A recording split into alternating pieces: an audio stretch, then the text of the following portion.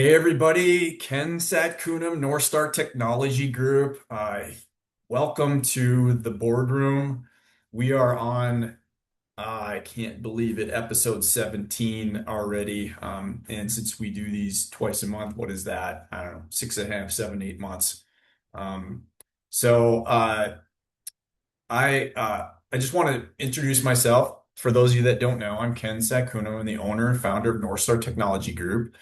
We work with organizations typically in the compliance regulated space, so healthcare, DoD contractors with CMMC, financial institutions with FTC safeguards, law firms that cover a wide gamut of compliance, and honestly, any business, right, that really cares about cybersecurity protections and AI and modernization propulsion.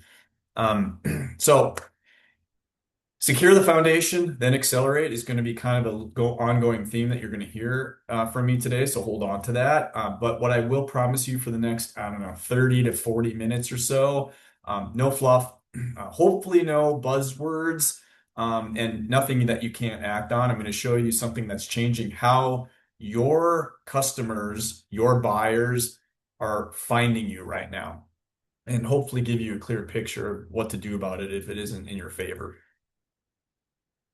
Like I said, I'm the founder of North Star Technology Group. We are a technology partner for compliance regulated organizations focusing on cybersecurity, AI readiness, and business modernization. Our framework is called Protect to Propel. The idea is that you can't run AI at full speed without a secure foundation. So we build both. And that'll come up again in, I don't know, a few minutes into the presentation. Hopefully, it'll make more sense to put it into context. But we exist really to help organizations navigate what's next with technology, right? Not just implementing it, but actually moving forward with confidence. So here's where we're going today. 7 sections, 40 minutes. We'll start with the big picture, how buyer behavior has fundamentally shifted and why it should matter to you right now. Then we're going to dive into the machine, right? How does AI search actually decide who it's going to recommend? We'll cover 5 pillars of AI visibility, the specifics, measurable criteria that determine whether AI cites your form or completely ignores it.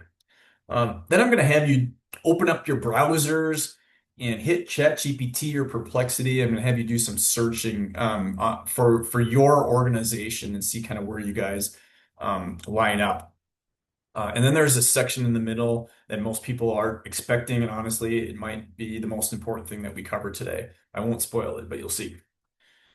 Close with the opportunity window, why right now specifically matters, why we're sort of at the 2012 SEO state, right, of AI search. And then we'll open up for some questions and answers. Um, Post your questions in the Q&A. You can certainly put them in chat as well, but I prefer the Q&A. I'm going to answer questions at the end.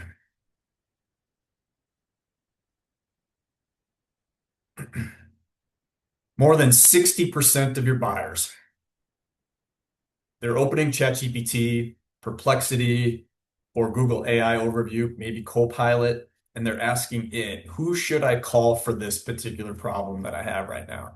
Before they ever even click in a website, before they ever type anything into Google, before they ever see your name in a list, they're getting a recommendation from AI, and either your organization is in that answer or it's not.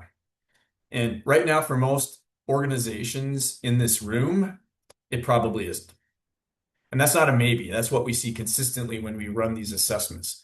Most organizations are invisible to AI search, not because they're not good at what they do, but because they really haven't built for this particular layer just yet. So, quick pulse check. Maybe drop your answer into the chat right now. Have you personally used ChatGPT, Perplexity, or Google's AI answers to research a vendor or service in the last 30 days? Pop it in the chat. I want to see what your answers are.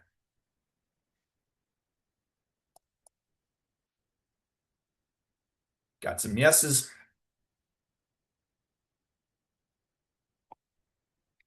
got some nose, kind of a mixed bag. Yeah. Google does default to AI answers. So perfect. This is exactly where most markets are right now. Sort of a mixed bag, right? Early adoption. And that's good news for you, right? That means that organizations that understand this right now are moving while competitors are still sleeping. Every generation of buyers has had a different way of finding the organizations they work with. For those of you, I don't know, at a certain business generation like myself, right? We have lived through three distinct eras, and we're living through the transition actually into the third right now. Era number one, the directory age, which I like to call the good old days, right? Yellow pages, word of mouth, cold calls. You either showed up in that book that was dropped off on your front step every, I don't know how often it would come. It seemed like it was all, we were always getting a new yellow page in the phone book, right? You either showed up in that or someone mentioned your name. Geography was the boundary at that point. Access was the barrier. Era two, which is still viable, right, is the search engine age, right? Google changed everything. Suddenly you could be found anywhere in the entire world. If you showed up on page one, an entire industry, SEO, was built around earning those rankings. Firms that invested early dominated their markets for years. Now, era three, right, is what we're calling the answer engine age. And we are right here, right now. AI doesn't give your buyer a list of 10 results to scroll through. It gives them one answer, maybe three sources, but one answer. Everyone else doesn't exist in that conversation. Your buyers are asking a machine for recommendations. The machine gave it one. Your organization was either in it or you weren't consulted. Most organizations that we talk to are still playing in era two, right? Just the rule book has changed again. Let me be precise about the distinction because it really does matter. Search engine optimization or SEO, right, is about ranking in a list. You compete for position through 1 through 10, right, on that first page. The user sees options, they click whoever they want. It's still a competition on that page. Answer engine optimization or AEO is about becoming the answer. AI doesn't show your buyer a list. It makes a recommendation. It says, based on everything I know, here's who I think you should talk to. There's no page two, no second chance.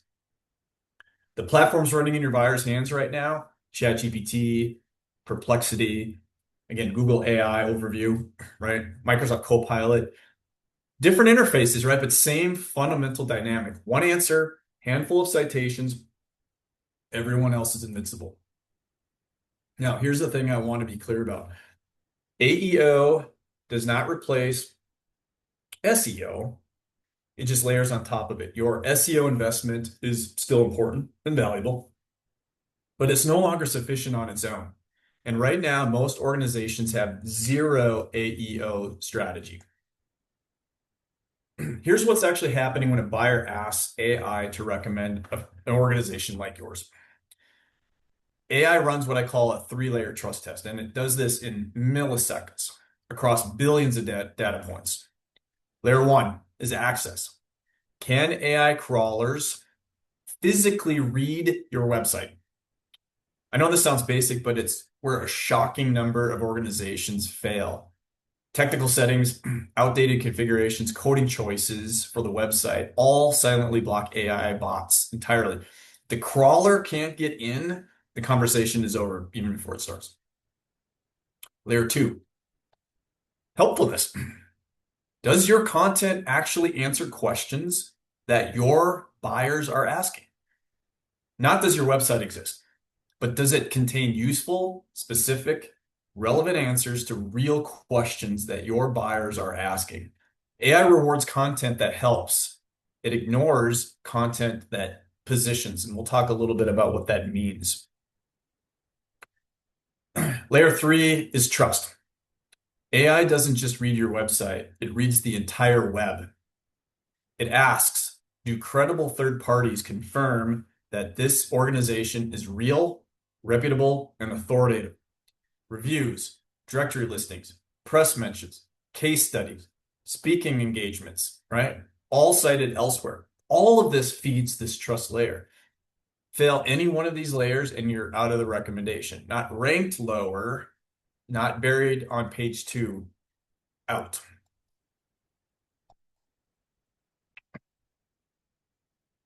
The AI credibility framework, EEAT, stands for experience, expertise, authoritativeness, and trustworthiness. This is the credibility framework that AI systems use to evaluate sources, including you.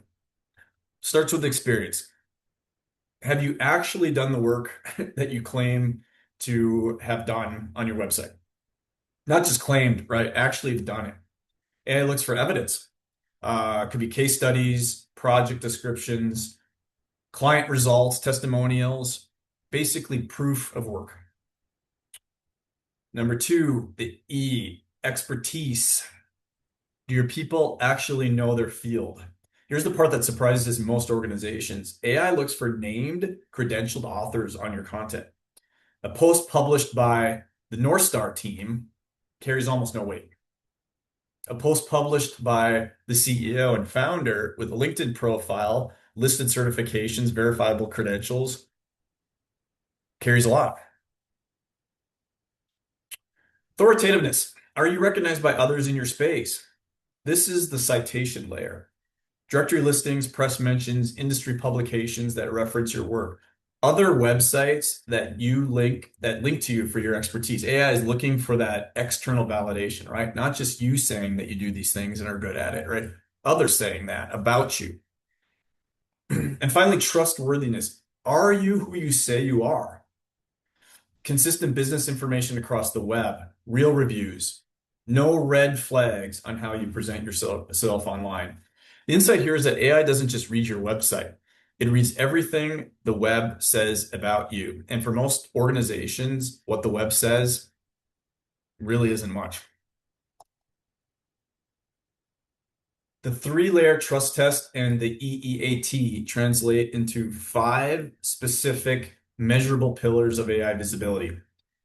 This is the framework that we use when we run assessments, and the framework that you'll use yourself if you attend call number 2 of the boardroom later this week, or this month, excuse me, in a couple weeks. If you registered for this, you should be registered for both. But think of these as structural columns. Miss one and the entire structure weakens. They're interdependent. Pillar 1, crawl access. Again, can AI bots physically read your site? Pillar 2, content helpfulness. Do you answer the questions that buyers are actually asking about you and your service? Pillar 3, trust signals, reviews, credibility, credentials, third-party citations, external validation of what you say you do. Pillar 4, author expertise. Named experts with verifiable credentials on your content. Just not Bob. No offense, Bob, I see you're on there. I'm not referring to you specifically, right? But generally, named experts, right, with verifiable credentials. And pillar number 5, structured clarity. Can AI understand exactly what you do, for whom, and where? And we'll talk about that again in a bit. So, pillar number 1, crawl access. Little technical here, right? But can AI bots physically get into your website and read it? You would be surprised how many organizations have technical settings that are silently killing their AI visibility, and nobody knows because nothing is obviously broken. The website looks fine to humans. It's just invisible to AI. The most common culprit is a crazy little file called robots.txt, robots.txt.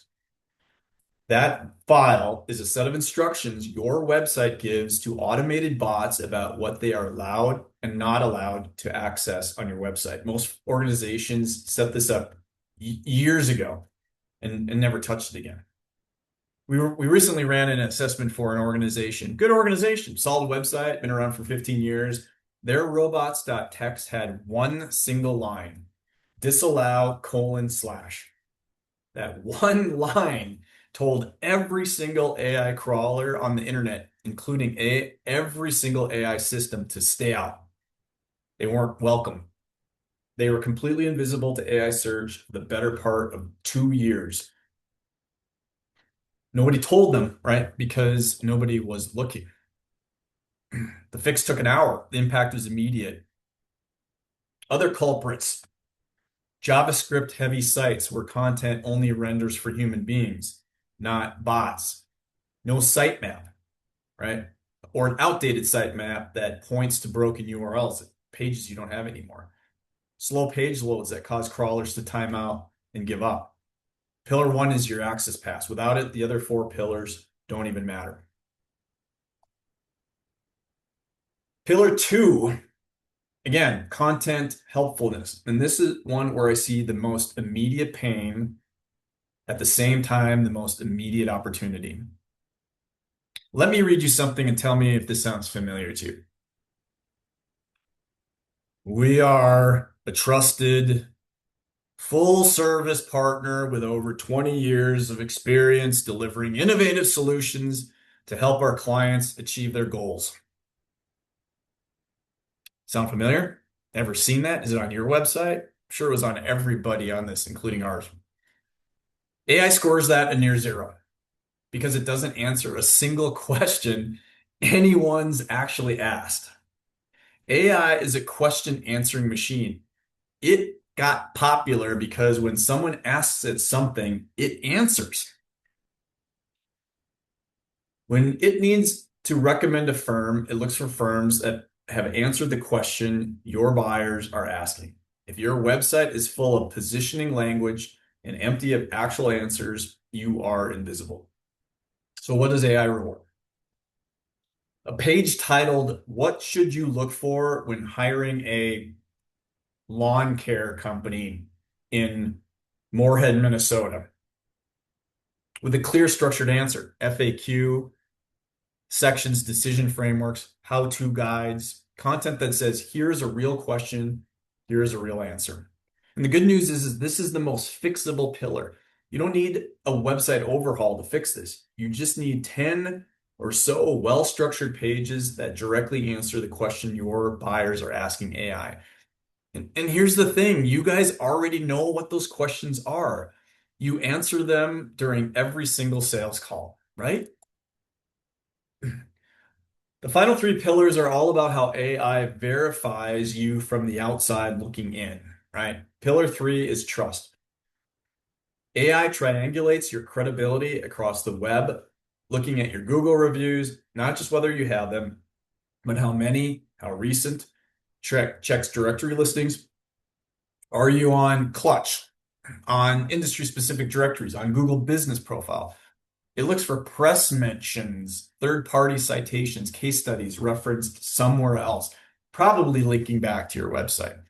A firm with no external validation looks unverifiable to AI. It defaults to recommending someone it can actually confirm. Pillar four is author expertise, right? And this one surprises a lot of people. Faceless content carries almost no weight with AI. An article published again by admin or the marketing team has very minimal credibility. The moment you attach a real person's name with a title, social media profiles, listed certifications, maybe speaking history, right? The credibility of that content jumps significantly. Why? Because it's externally verified, right? AI can be, hey, this person and this company's talking about these services, and you know what? The internet is supporting that they know what they're doing. Pillar five is structured clarity. AI needs to understand with precision what you do, who you serve, and where you operate. Vague positioning, we help businesses grow, is invisible positioning. If your website doesn't clearly state your services, your target market, and your geography in structured, parsable language, AI cannot confidently recommend you for any specific query. Schema markups help. Clear service pages with specific titles help. Consistent use of industry and location language in your content helps. Okay, so I'm going to stop talking about AI search and I'm going to have you check it out yourself, right? Load up ChatGPT, Copilot, Perplexity, whatever, right? And I want you to see who shows up and who might be missing. First search I want you guys to do, right, is what is the best fill in your industry, critical access hospital, intellectual property lawyer, um, immigration law firm in your city, right? And see what it says. And I specifically mentioned using ChatGPT and Perplexity, right? So both of them have their pros and cons. Perplexity, I like for searches where there is already a buying intent, right? So ChatGPT works very well just to research topics. Perplexity is better, right? But if you have a buying intent, you know exactly what you are looking for. Perplexity seems to be able to give you a more robust answer, but search for that. Um, Notice what AI says about those organizations, right? It's not just listing names, it's explaining why they are recommended. And that explanation is drawn from their content, their trust signals, their structured positioning. AI found evidence to support that recommendation. Um, Now let's go back to more intent specific query in Perplexity. Type in which intellectual property law firm should I hire if I am I don't know, a IT provider with a bunch of intellectual property that's worth protecting. I don't know. Make it specific to your industry, right? But the reason why I'm changing the query in Perplexity, right, is to be more intent specific, right? ChatGPT is like, what's the best? Who's the best, right? Perplexity is, okay, I have a specific reason. Who should I speak to? Now, look at how the answer changes, right? When the query has intent behind it. It pretty much narrows, right, the field specifically.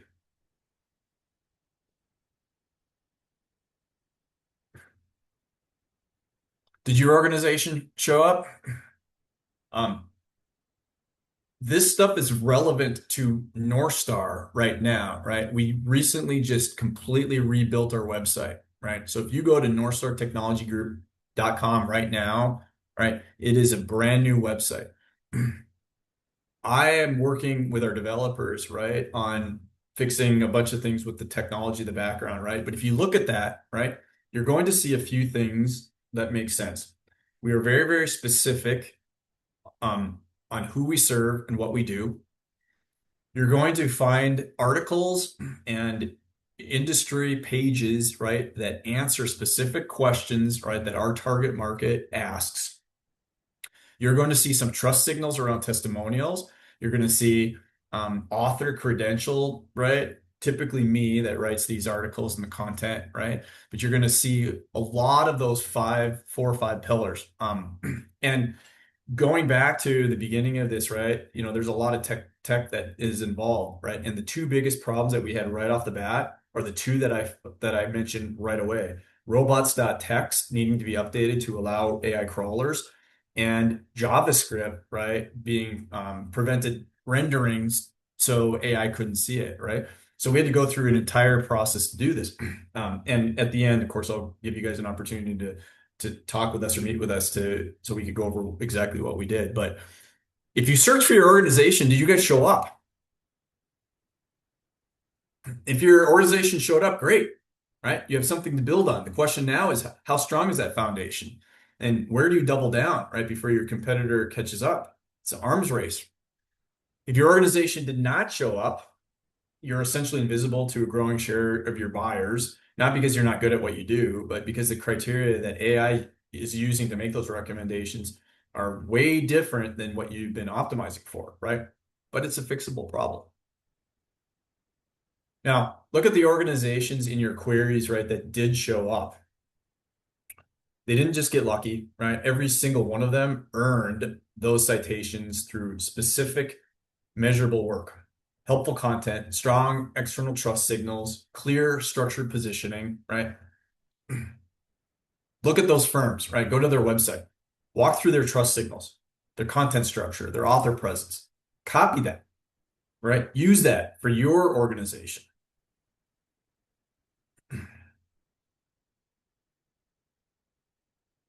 The whole 90-day path, right, from being invisible to recommended is very real, right?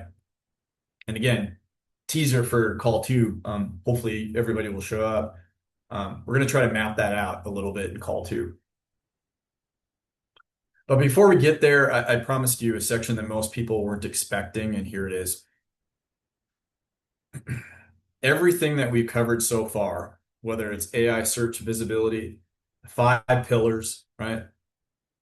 Demoing it, right, within your AI chats, that's really your marketing layer, right? That's about how buyers find you. I want to talk about something different for the next few minutes because AI isn't just showing up in your marketing, it is showing up inside your organization, in your operations, in your workflows, in your vendor relationships, even in your client data.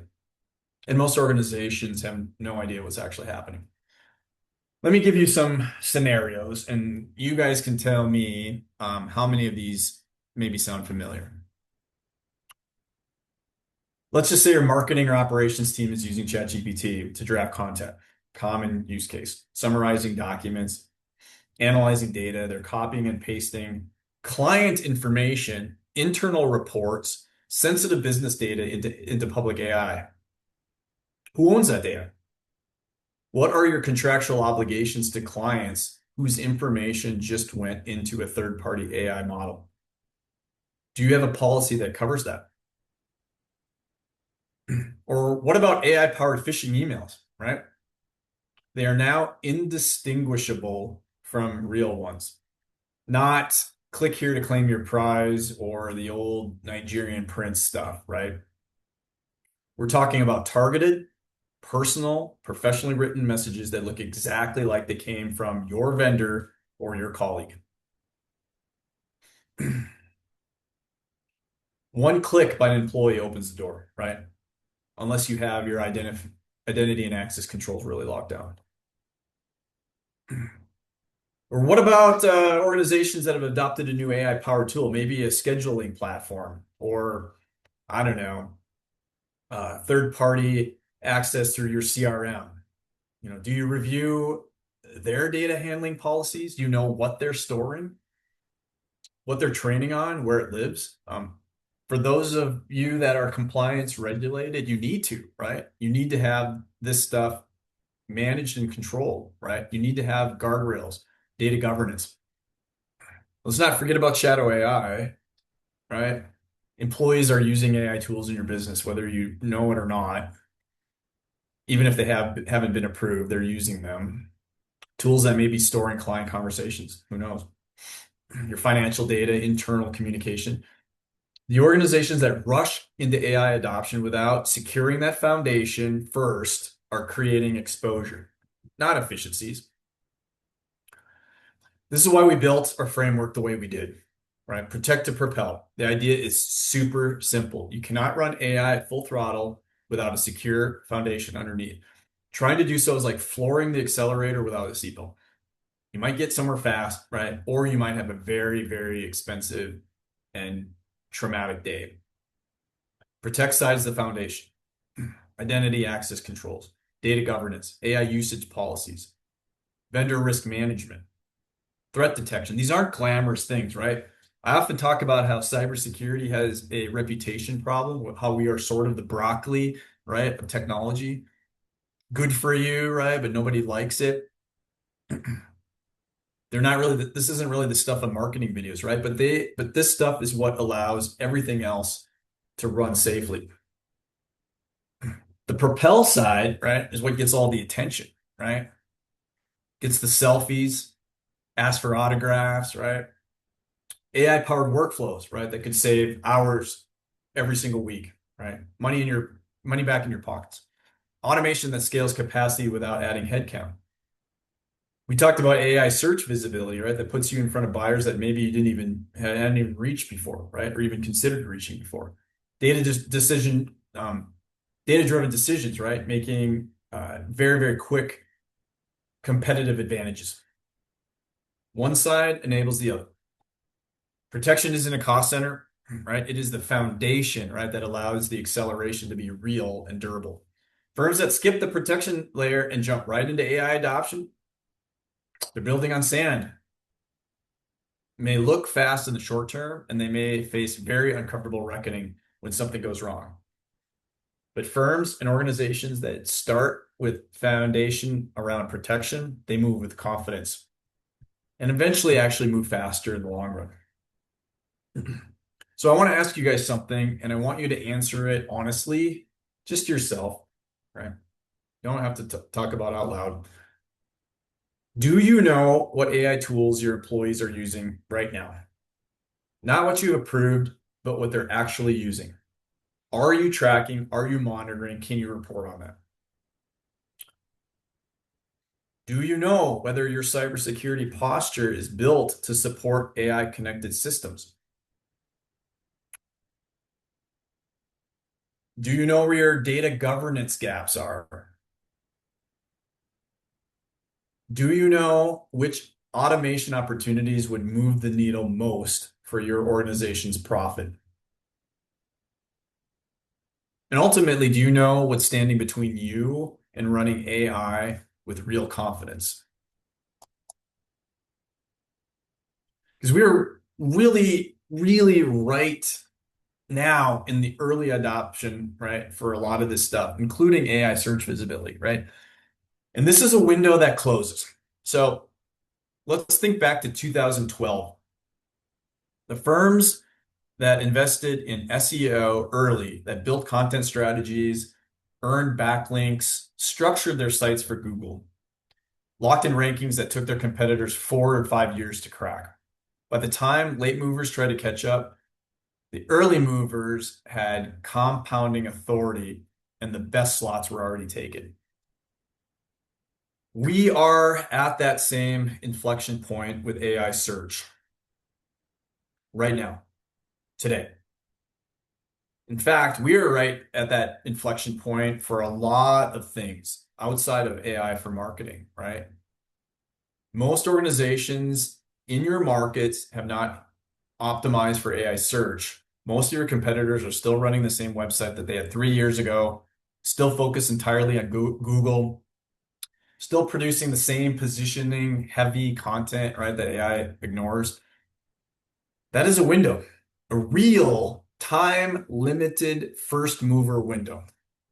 The firms that move in the next 90 days, that build the crawl access, right, create the helpful content, earn those trust signals, establishing author expertise, structuring their positioning clearly, those organizations are going to own AI recommendation slots in their markets. And they're going to be very, very, very hard to displace. In 18 months, this stuff is not going to be an advantage. It's going to be the baseline. And the question is whether or not you are above it or below it when that happens. So if today was the why and the what, call number 2, right, is going to be the now. On March 25th, we are running a hands-on working session, laptops open, real tools, your actual website, not slides. We're just going to get to work. And here's exactly what you're going to do.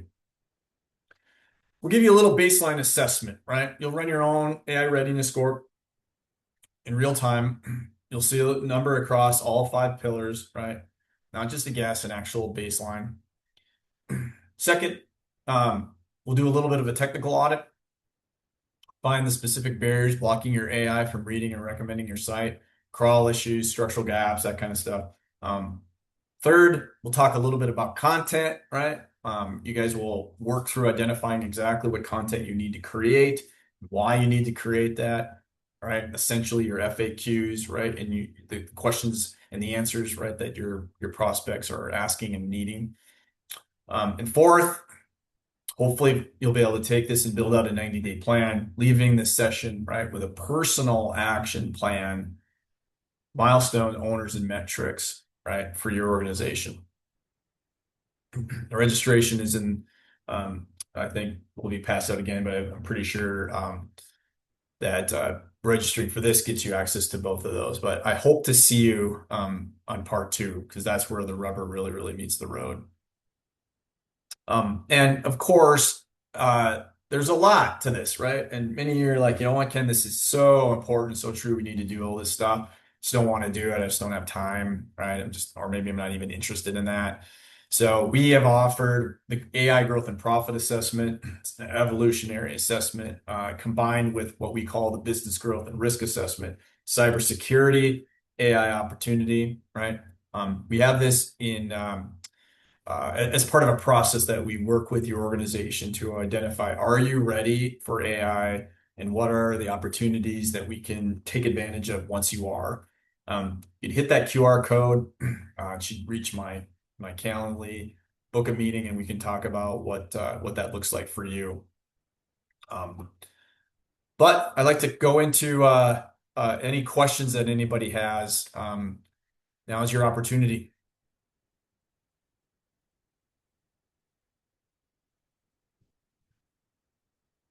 Looks like we got a few already. All right. So question number one, what is the risk of getting more spam potential hackers by opening up that robot.txt option on our website? Yeah, that's a really fair question. Um, The short answer is we got way more spam messages to our contact forms than we did by opening up the robots.txt. I don't know if you guys have a history of monitoring or managing your website, right? But even websites hosted on things like WordPress, et cetera, are just notorious, right? People find your contact form, and they spam that. I would worry more about that than I would the missed opportunity by not fixing your robots.txt. You need people to find you, even if you have to sift through the bad to find the good.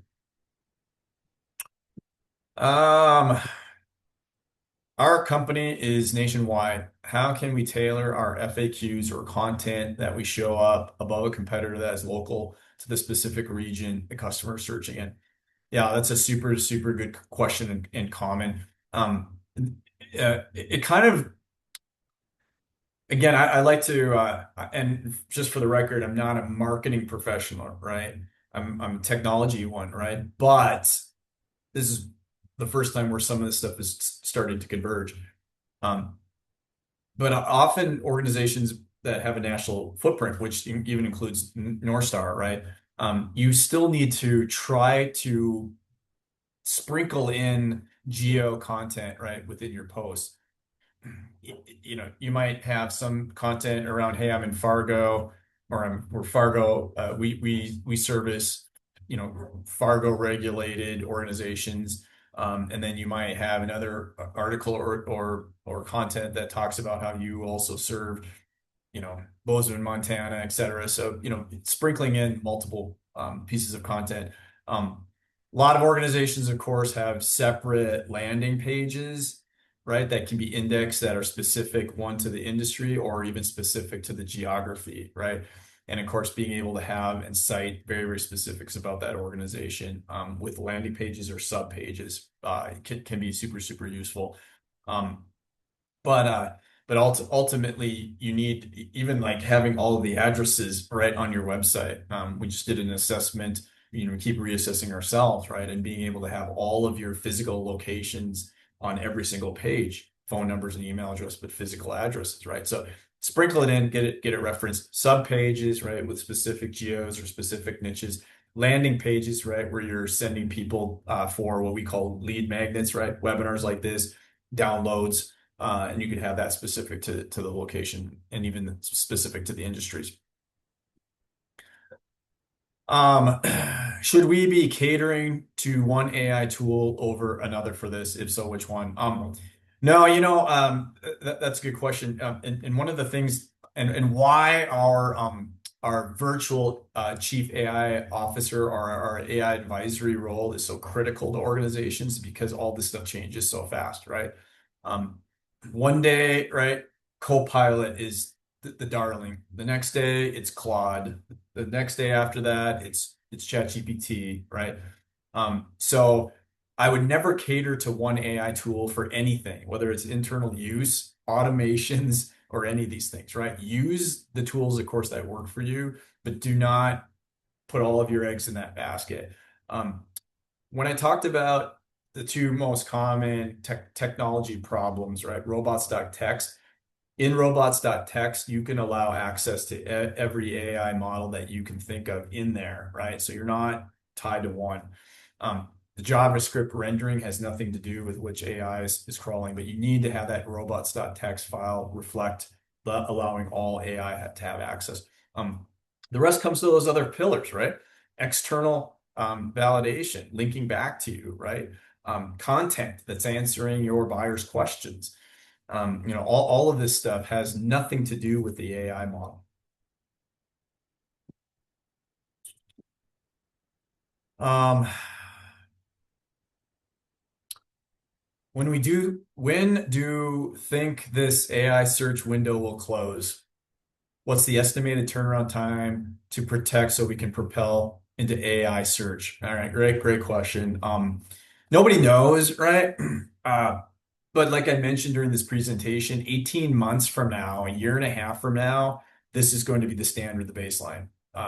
Having all of this work done will be the bare minimum, right? But it won't create any advantage. And in fact, it'll make it hard, right, to catch up with those in your markets that did. Um, I would say get on top of this in the next 90 days, right?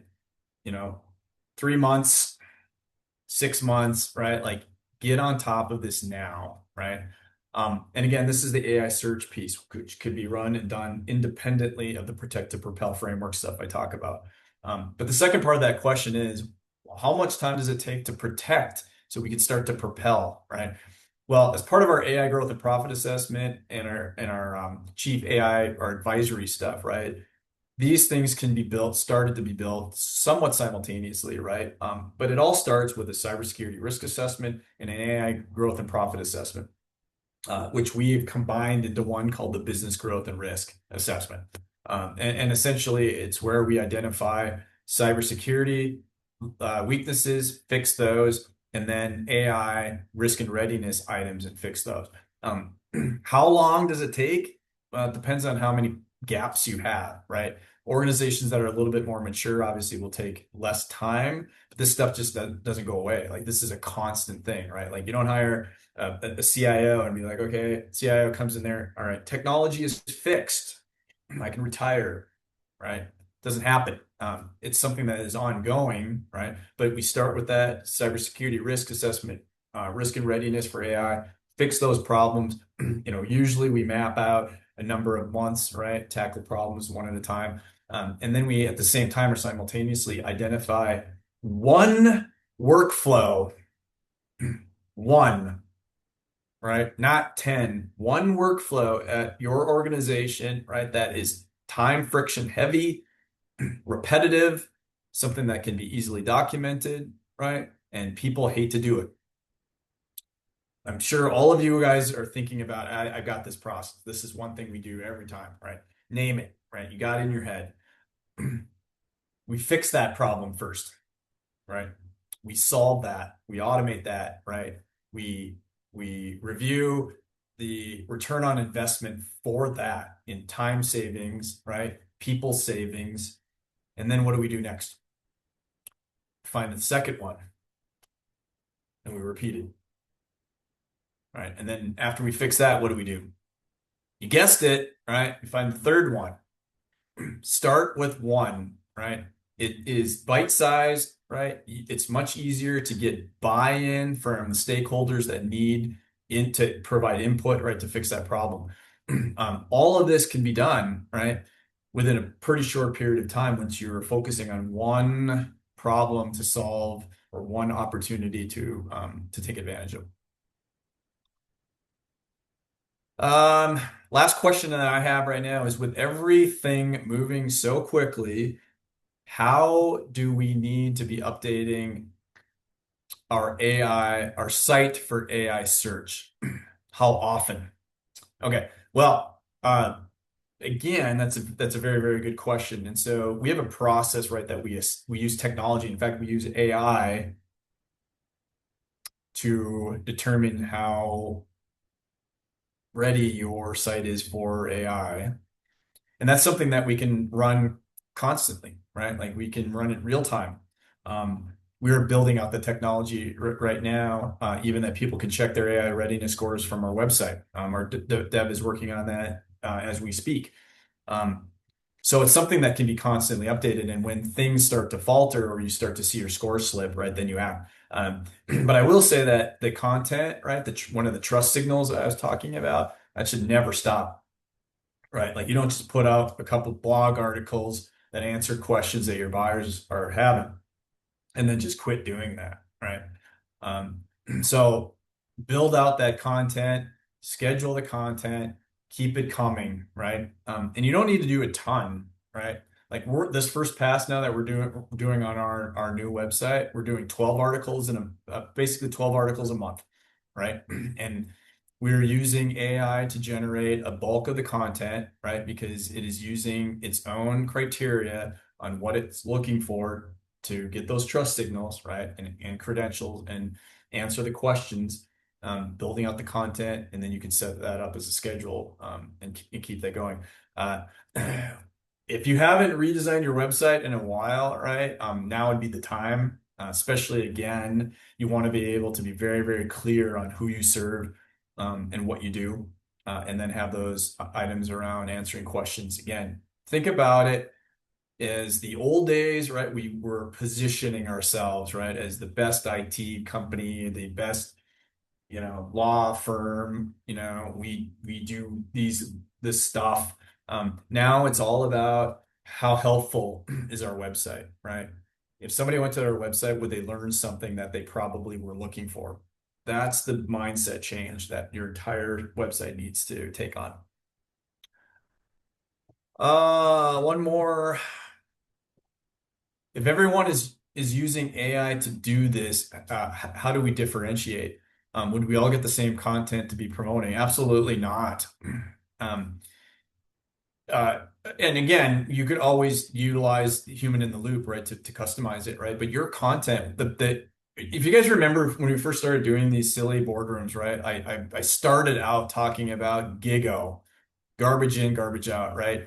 And hopefully those of you that have stuck with me long enough, right? Like we graduated from the ability to from making stupid, simple, easy, useless prompts, right? To maybe you're using Drive, right? Where you're very, very detailed in your prompts and you're telling it all of the information that you need that's specific. That that input creates the differentiation in the output, right? Um, I have a document, like if somebody is here and they know me and they want it, like I've got this document, it's called AI Codex, right? And it's something that I highly recommend that everybody go through, especially if you use AI every single day, like I do. It walks you through a bunch of different questions that you dictate the answers to, and then you synthesize it into a series of documents that learn. So AI learns about your personality, your hopes, your dreams, your fears. Obviously from a business perspective, I'm not saying that you use it as a therapist, right? But as a business coach, it learns about your business, your organization, your value proposition, like who you help and why. And it steps you through asking a bunch of questions of which that you dictate the answers to. It probably took me half a day, if not longer, maybe even almost a full day to go through this entire process. And that's using voice to dictate to, say, ChatGPT. But it dumps these documents that you can use to put in your AI tools, whatever one it is, Copilot, Claude, Perplexity, Manus. Um, ChatGPT, right? And then the models learn who you are and what makes you different and what makes your organization different. And can use that information then to produce more unique content. And it's a great tool and a great process to do if you're switching between models. I mentioned before how everybody's leapfrogging, right? If you guys have been paying attention to the news at all, right? Claude was the darling for a while, still is, right? Depending on your political swinging, and I'm not going to get into that, right? ChatGPT's gone up and down, right? We've got some of these super, super cool technologies that for those of you that really want to dig into this, we are doing some stuff that'll blow your mind using OpenClaw and autonomous local agents, right? To be able to automate a bunch of your work. So stuff that we talked about, if you're early on when we do our AI growth and profit assessment, you will be just blown away at what is available, right? But the tools change, right? And so creating this AI codex will help you create unique content at the same time allow you to move between tools the system doesn't have to completely relearn everything about you. I think I answered all the questions. Does anybody have any more questions at all?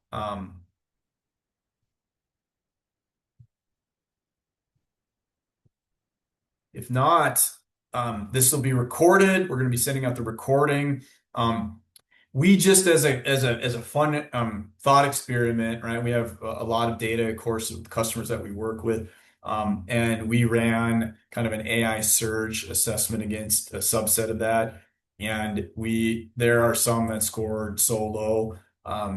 If that is you, we should talk more about this whole process and how we can improve it. Again, this is the marketing layer. But there are so many things that AI can be useful for if done the right way through cybersecurity foundations, and then AI propulsion and modernization.